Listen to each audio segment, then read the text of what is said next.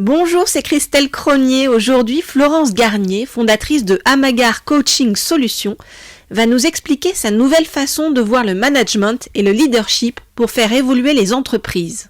Alors, on a cette petite réunion ensemble ce matin dans un café pour que vous m'expliquiez plus en détail en fait tout ce que vous faites avec les dirigeants, comment vous leur apprenez à mieux s'organiser, si j'ai bien compris. Ah, en fait, ce que je fais, ça s'appelle du coaching des organisations, en 2 mots. Le coaching, c'est un mot qui est utilisé un petit peu à toutes les sauces, si je peux le dire comme ça. Il y a du coaching individuel, du coaching de vie, du coaching d'équipe. On coach même des chiens et des chats. Moi, j'ai une discipline un peu différente qui s'appelle le coaching des organisations, c'est-à-dire en synthèse, marcher aux côtés d'un patron ou d'une patronne pour l'aider à mettre en place un projet pour son entreprise. Alors, ça peut être un projet de structurer sa croissance, un projet d'acquisition, de succession, et parfois aussi, parce que la vie n'est pas un long fleuve tranquille, réparer des crises. Voilà. Ce qui m'interpelle chez vous, c'est que la quête du sens et de l'éveil deviennent essentielles pour vous dans le management et le leadership. Alors je sais pas si je le dirais moi comme ça, mais ce que j'ai échangé avec un de mes clients récemment qui me disait que en fait lui étant DRH s'occupait du hard, si on peut utiliser ce mot-là, c'est-à-dire le cadre, la rémunération, les contrats, le légal, toutes ces choses, et que moi je m'occupais du soft, parce que on peut avoir de bonnes relations, ne pas être stressé, comme on peut se sentir bien. Enfin, bref, toutes ces choses intuitives, je dirais. La deuxième composante, c'est l'appétence. L'appétence, c'est ce que j'aime faire, parce que quand on fait une chose qu'on aime, eh bien, on est plus productif, si on peut utiliser des mots un peu rudes. Et puis, le troisième volet, c'est la compétence, c'est-à-dire ce que je sais faire. Voilà le triangle des choses autour desquelles nous intervenons. Vous me disiez tout à l'heure que le parcours d'un entrepreneur, finalement, c'est un peu la bataille du Jedi. Alors, comment est-ce que vous les accompagnez dans cette bataille-là ? En fait, j'utilise le mot de bataille du Jedi parce que quand on se lance dans un projet entrepreneurial, et j'en sais quelque chose puisque je suis moi-même entrepreneur, j'ai eu 3 ou 4 expériences entrepreneuriales dans ma carrière.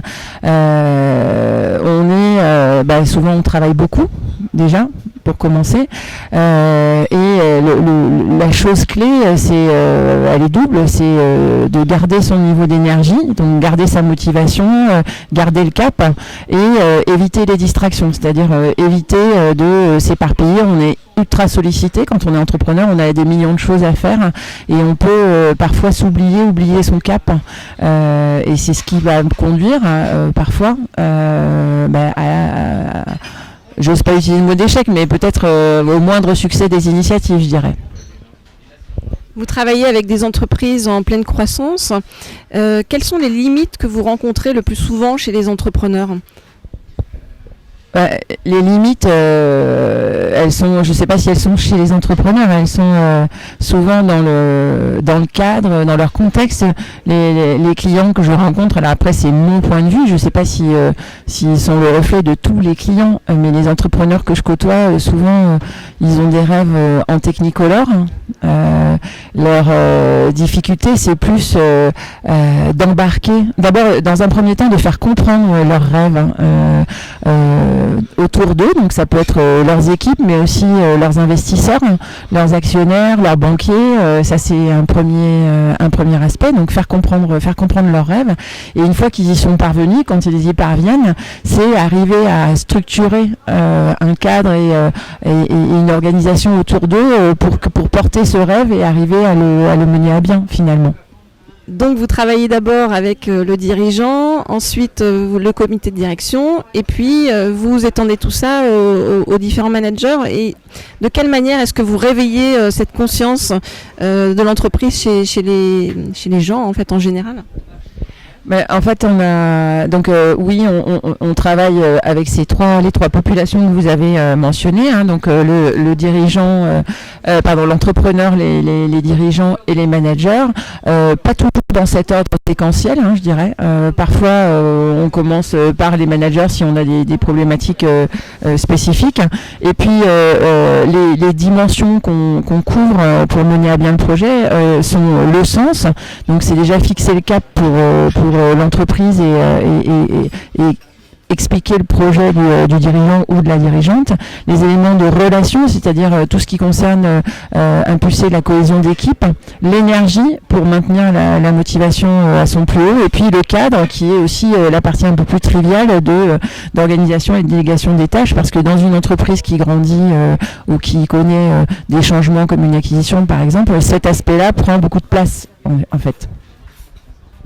Finalement, vous redonnez du sens et vous rendez plus autonomes les collaborateurs ? Alors, je ne sais pas si on peut rendre des gens plus autonomes, mais en tout cas, on essaye de leur donner les clés pour que ils arrivent à grandir dans leur job. Et ces clés, on leur donne autour de trois sujets, hein, l'intelligence émotionnelle, les compétences et la découverte de leur appétence. Et on est toujours autour de ce cercle-là pour que les personnes puissent arriver à s'aligner tête, cœur et corps et qu'elles puissent grandir dans leur job. Vous intervenez beaucoup aussi en situation de crise ? Si on regarde le nombre de missions, non, pas beaucoup. C'est à peu près 20% de nos interventions. La question, c'est qu'est-ce qu'on appelle une crise en fait.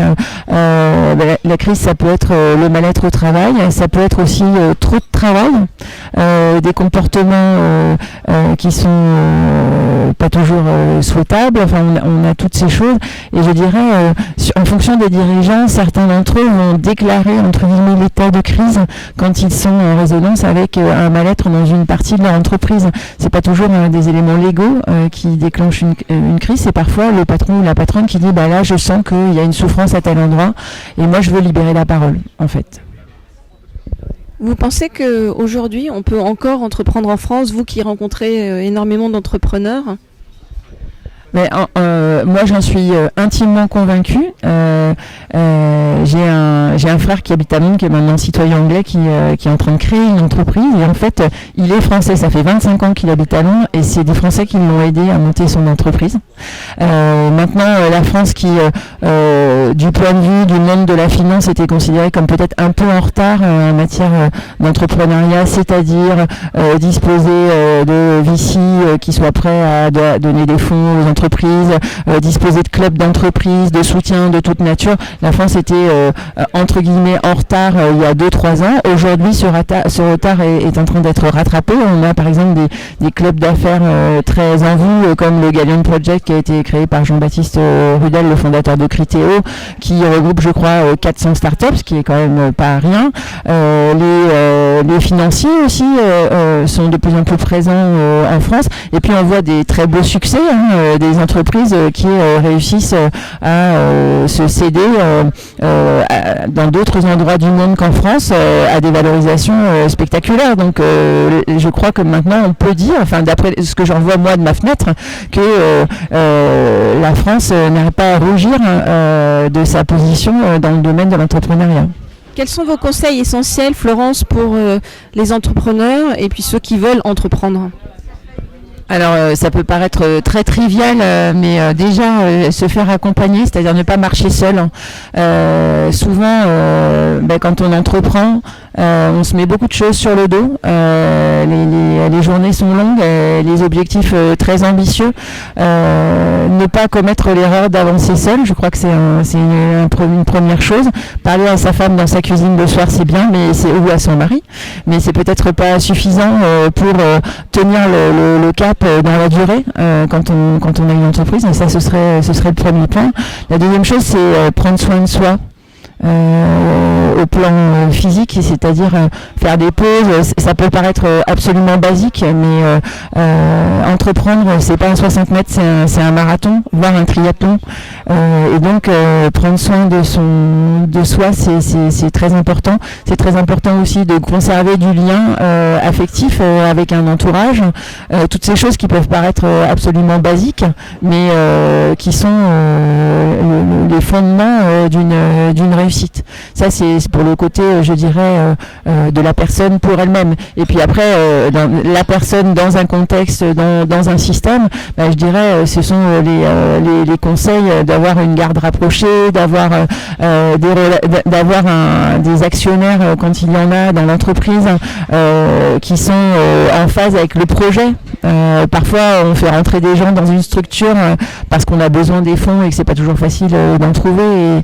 Mais savoir s'aligner avec des personnes qui ont une culture commune, je crois que c'est vraiment très important. Et puis en matière de ressources humaines, la complémentarité, chercher la diversité, chercher des gens avec lesquels 1 + 1 = 3, parce qu'une entreprise qui grandit, elle le fait sur les épaules des personnes qu'on a embauchées au début quelque part. Et ça, c'est, je crois, fondamental. Parfois, on peut peut-être s'empêcher d'aller dans un domaine en se disant il y a trop de monde, ça va être compliqué. Quels sont les secrets en fait de réussite justement quand on est dans un domaine qui nous semble complexe? Je dirais que ce qu'on apprend quasiment le premier jour dans les écoles de coaching, c'est que le principal instrument du coaching, c'est le coach. Et que donc, en fait, il y a autant de propositions de valeur dans le coaching que de personnes par rapport à leur parcours. Nous, dans notre cabinet qui s'appelle Amagar Coaching Solutions, ce qui fait notre différence, c'est qu'en fait, on est aujourd'hui 5, on est des personnes qui sont déjà multiculturelles, puisqu'il y a 2 personnes qui sont pas françaises, qui travaillent très bien en français puisqu'elles sont totalement intégrées, mais on parle à nous tous plusieurs langues européennes et anglo-saxonnes. Ça, c'est un premier point. On a tous une expérience d'entrepreneur, on a tous une expérience à des postes de responsabilité dans des grandes entreprises avec des jobs qui sont complémentaires, que ce soit le légal, les opérations, la stratégie, le marketing. En tout cas, notre différence, je la vois, et je la vois aussi dans les yeux de nos clients. Quelles sont les qualités essentielles pour vous d'un entrepreneur ? L'endurance. Je crois qu'il faut l'endurance et puis peut-être ce curieux mélange d'ouverture et d'écoute et le mot qui me vient en tête, c'est têtu, en fait, et de pugnacité qui fait que oui, on écoute, mais en fait, on lâche pas son os. Je crois que c'est ça. Résilience, grande écoute, ça c'est un point très important, et sans jamais rien lâcher. Pugnacité, résilience, ne jamais rien lâcher, ça veut dire que on rencontre énormément d'obstacles sur le chemin, j'imagine. Et est-ce que vous prenez la chose un petit peu à l'américaine en se disant tiens, finalement plus on a d'échecs et plus on se forme, plus on avance, parce que souvent en France l'échec est mal perçu. Ça a été un grand sujet. Il y a une de mes clientes avec lesquelles on avait au demeurant monté une conférence avec Charles Pépin sur les vertus de l'échec. Donc ça résonne très fort en moi, cette question. Mais je dirais l'échec, c'est pareil, c'est moi par rapport à moi finalement. C'est lié à ce sujet de la pugnacité qu'on évoquait. C'est-à-dire que l'échec, dans les yeux de qui la chose est un échec quand on ne parvient pas à ses fins. Il y a énormément de succès, que ce soit dans le cadre de l'entrepreneuriat ou de l'art ou de n'importe quel type d'initiative, dans le sport aussi, dans lesquels en fait un échec c'était juste une étape pour aller vers quelque chose de encore plus grand. Donc poser le mot d'échec sur quelque chose qui n'a pas donné les résultats qu'on attendait, c'est peut-être ça le sujet finalement. C'est peut-être cette étiquette-là qu'il ne faut pas poser, je crois. On a bien compris l'importance de la prise de recul. Alors merci beaucoup Florence. Merci à vous, merci. Le Cercle de Confiance, le podcast sans filtre qui donne la parole à tous. 100% inspirant, 100% sociétal, 100% optimiste, zéro censure. À retrouver chaque lundi dès 9h sur les différentes plateformes d'écoute, Apple Podcast, Google Podcast, SoundCloud, Spotify, YouTube et bien d'autres. le plein de bonnes ondes pour la semaine.